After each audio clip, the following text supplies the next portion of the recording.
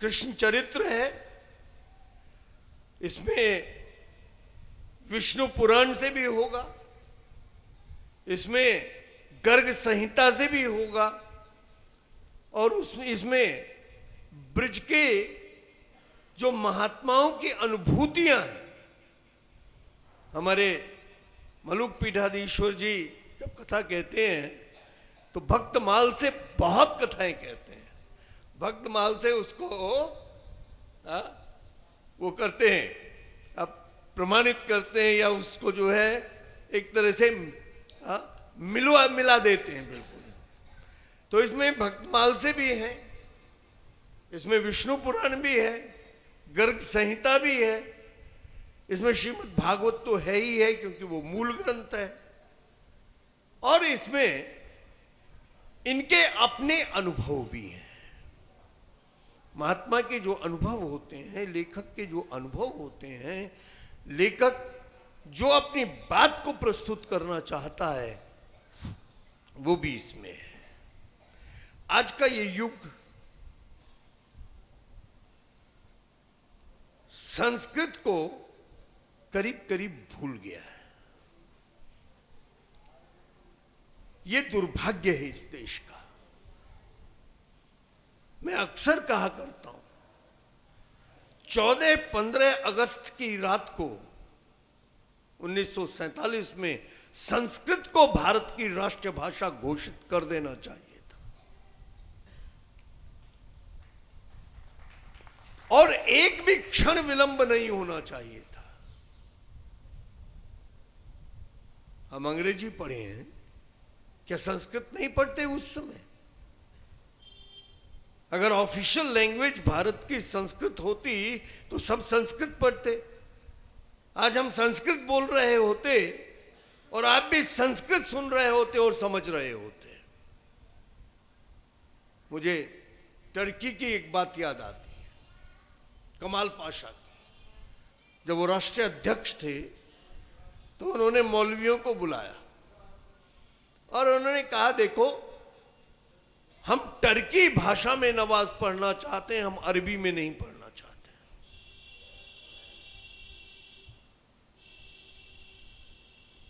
कितने दिन लगेंगे? उन्हें कहा जी सोच कर बताएंगे। उतना कितना समय लगेगा सोचने में? उन्हें कहा करीब 1 हफ्ता। उन्हें को समझ लो 1 हफ्ता पूरा हो गया और अब उत्तर दो। हाँ सोच लो 1 हफ्ता पूरा हो गया, उत्तर दो। उन्हें कहा साहब 20 साल लगेंगे। पहले तो उसको अनुवाद किया जाएगा, फिर लोगों को पढ़ाया जाएगा, तब जो है। उन्हें कहा 20 साल पूरे हो गए और 1 घंटे बाद मैं मस्जिद में आ रहा हूं और टर्की में नमाज पढ़ूंगा, आप इंतजाम कीजिए। और उस दिन से टर्किस्तान में अरबी में नमाज नहीं पढ़ी जाती, टर्की भाषा में नमाज पढ़ी जाती है। कि हिंदी को भी राष्ट्रभाषा जो 20 साल के लिए छोड़ दिया गया था कि 20 साल में हम सिखाएंगे, पढ़ाएंगे, उसके बाद क्या हुआ? कुछ दिन बाद विरोध शुरू हो गया।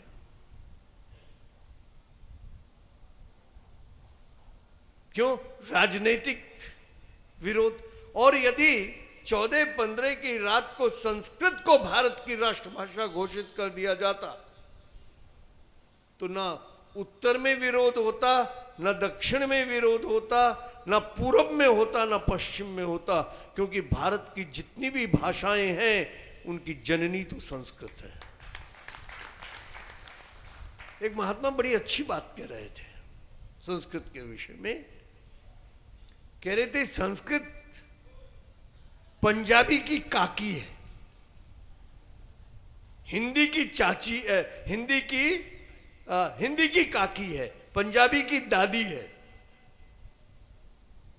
गुजराती की नानी है और मराठी की चाची है। उन्होंने और भी बताई पर इतनी याद रही मुझे। कैसे? उन्होंने कहा पंजाब में जाओ तो रामदा रामदी, उत्तर प्रदेश में आओ तो राम कहा राम की, गुजराती में जाओ तो रामना, रामनी, और महाराष्ट्र में जाओ तो रामचा, रामची। तो मराठी की चाची हुई, हिंदी की काकी हुई, पंजाबी की दादी हुई और गुजराती की नानी हुई। तो जितनी भी भाषाएं हैं उनकी जननी संस्कृत है। दक्षिण में संस्कृत हमसे ज्यादा उपयोग होती है आज भी। डॉक्टर राधाकृष्णन जो भारत के राष्ट्रपति रहे, वो धारा प्रवाह संस्कृत बोलते थे, पर हिंदी नहीं बोलते थे। तो जो संस्कृत जानता है वो क्या हिंदी नहीं जानता था? जानते थे, किंतु राजनीतिक विरोध प्रारंभ हो गया। क्यों? 20 साल के लिए मामला टाल दिया गया। जिस मामले को आप टालेंगे वो कभी हल होगा ही नहीं। कमल पाशा ने कहा आप जाइए, और घंटे भर बाद मैं मस्जिद में आ रहा हूं, समय हो रहा है 1 घंटे बाद, और मैं टर्की में ही नमाज पढ़ूंगा। और उस दिन से टर्की में ही नमाज पढ़ी जाती है, टर्की भाषा में। वहां जो है अरबी में नमाज नहीं पढ़ी जाती। संस्कृत तो इतनी समृद्ध भाषा है, समृद्ध भाषा है। आज जितना भी विज्ञान पश्चिम से आ रहा है वो सारा अथर्ववेद ही तो है। हम रिसर्च नहीं करते, वो रिसर्च कर रहे हैं। ये हाइड्रो इलेक्ट्रिसिटी जो हम देख रहे हैं, मैंने एक संस्मरण पढ़ा था। एक जर्मनी का व्यक्ति आया और उसने एक बालक को संध्या करते हुए देखा, और वो जो मंत्र बोल रहा था उसको उसने समझने का प्रयत्न किया। वो कह रहा था, हे जलदेव, तुम में जो प्रकाश है वो हमको प्राप्त हो। उसने ये वाक्य सुना और उसने कहा, जल में प्रकाश है तो हम उसको उद्घाटित कैसे कर सकते हैं? और आज हाइड्रो इलेक्ट्रिसिटी के रूप में ये जो प्रकाश हमारे सामने है, ये उसी की तो देन है। गजाननं भूत गणादि सेवितम कपित्त जंबो भुचारु वक्षणम उमासुतम शोक विनाशकारकम नमामि विघ्नेश्वर पाद पंकजम। सोने बनाने का पूरा मंत्र है, इसमें रेशियो नहीं है। बस अगर रेशियो पता हो जाए तो घर घर सोना बन जाए। ये सोना बनाने का मंत्र है। एक पंडित जी ने हमें समझाया कि स्वामी जी, इसमें सोना बनाने की पूरी विधि है। जब उमा का सुत प्राप्त हो जाएगा तो शोक तो अपने आप ही खत्म हो जाएंगे, कोई विघ्न रहेगा ही नहीं। तो ऐसे ऐसे मंत्र हमारे यहां हैं, हमारे ऋषियों ने ऐसी ऐसी ऋचाएं हमको दी हैं, किंतु आज हम अनुसंधान नहीं कर रहे, और पश्चिम हमारी बातों पर अनुसंधान कर रहा है, और अनुसंधान करके कहां अब नहीं पहुंचा।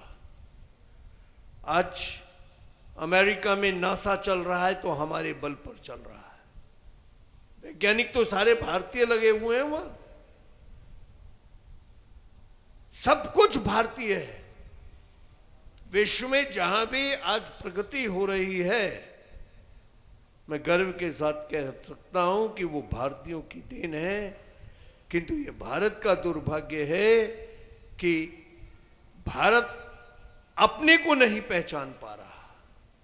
आज पहचानने की आवश्यकता है, जानने की आवश्यकता है। आज ये मधुर बिहारी जी का 31वां पाठोत्सव है। मैं आप सबको बधाई देता हूं, भगवान को नमन करता हूं और महाराज को साधुवाद देता हूं कि उन्होंने यहाँ मधुर बिहारी जी की स्थापना की। क्योंकि अगर मधुर रस अगर व्याप्त हो जाए पूरे विश्व में, तो फिर कोई विरोध रहेगा क्या किसी में? ये मधुर क्या है? हमारी आत्मा ही तो मधुर है, हमारा आत्मरस ही मधुर है। भाई वेदांती हूं तो इसलिए वेदांत में ही आके पूर्ण करूंगा मैं, क्योंकि अपने विषय को नहीं छोड़ना चाहिए स्वामी जी। हमारी आत्मा ही तो मधुर है, हमारी आत्मा ही तो रस है। रसो वैसा क्या है? हमारी आत्मा ही तो रस है। जब हम आत्मा का संबंध स्थापित कर लेंगे, आत्मा ही है, किंतु हम भूले ही तो बैठे हैं। हम में और आप में कोई अंतर है क्या? 5 तत्वों से आपका शरीर बना, 5 तत्वों से मेरा शरीर बना, और जिस शक्ति से मैं बोल रहा हूं उसी शक्ति से आप सुन रहे हैं। तो फिर मुझ में और आप में कोई अंतर है क्या? नहीं। यही तो समझने की बात है। घर में गीजर है, फ्रीजर है, हीटर है, कूलर है, और बिजली नहीं है। हा? जिस बिजली से पानी गर्म हुआ है उसी से तो ठंडा हुआ है। केवल पात्रता का ही तो अंतर है। गीजर गर्म कर रहा है, फ्रीजर ठंडा कर रहा है, किंतु किसके द्वारा? बिजली के द्वारा। और वो बिजली 2 नहीं है, वो बिजली 1 है। कमरा गर्म करा सर्दियों में और गर्मियों में ठंडा किया, पर किसने किया? बिजली तो वही है, बिजली तो 2 नहीं है। तो मैं बोल रहा हूं किस बिजली से, किस शक्ति से? जिस शक्ति से मैं बोल रहा हूं उसी शक्ति से तो आप श्रवण कर रहे हैं। उस शक्ति का परिचय हो जाए हमें और आपको, तो संसार में कोई भी द्वेष नहीं रहेगा, कोई राग नहीं रहेगा, किसी से राग, किसी से द्वेष, ये प्रपंच समाप्त हो जाएगा। गोस्वामी जी ने यही तो कहा, कहें वेद इतिहास पुराना, विधि प्रपंच गुण अवगुण साना, दुख सुख पाप पुण्य दिन राति, साधु असाधु सुजाति कुजाति, दानव देव ऊंच अरु नीचू, अमीय सजीव नुमाहरु मीचू, माया ब्रह्म जीव जगदीशा, लच्छ अलच्छ रंक अवनीशा, काशी मगसुर सरिक्रम नासा, मरुमा रव महिदेव गवासा, स्वर्ग नरक अनुराग विरागा, निगम अगम गुण दोष विभागा, जड़ चेतन गुण दोषमय, विश्व कीन करतार, संत हंस गुण गए ही पए, परिहरि वारि विकार। मैं एक बार पुनः आप सबको मधुर विहारी जी के पाठ उत्सव की बधाई देते हुए महाराज को साधुवाद देता हूँ कि उन्होंने एक अद्भुत कार्य किया। नामकरण कुछ भी हो सकता था, किंतु उन्होंने मधुरता का रखा। अगर मधुरता विश्व में व्याप्त हो जाए तो फिर यह विश्व कैसा हो जाएगा? सबके अंदर वो विवेक जागृत हो जाएगा। अस विवेक जब दे ही विधाता, तब तजी दोष गुण ही मनुराता। वो इस प्रकार से। और अभी महाराज श्री ने गौ के विषय में बहुत सुंदर वो दी।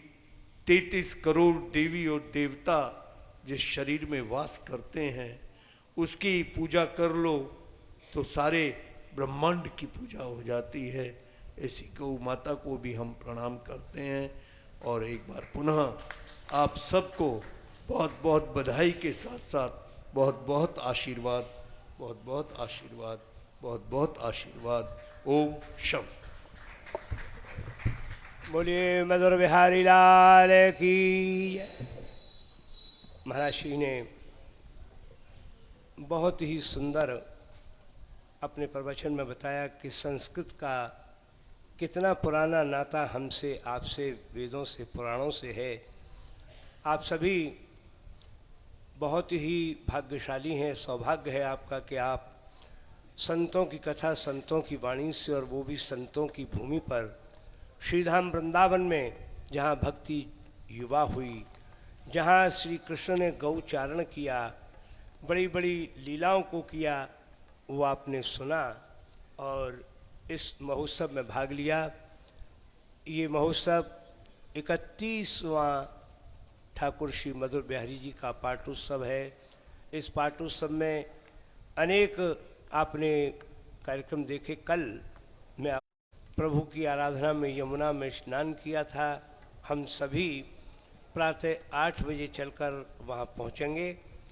शोभा यात्रा के बाद यमुना तट पर ही श्री मधु काशनी जो गौशाला है, मधुर काशनी गौशाला विश्राम, जहाँ गौएँ रह रही हैं, वहीं आश्रम में प्रातःकाल जब यात्रा वहाँ पहुँचेगी दोपहर के समय, मध्याह्न में गौशाला में विशाल भंडारे का भी आयोजन होगा।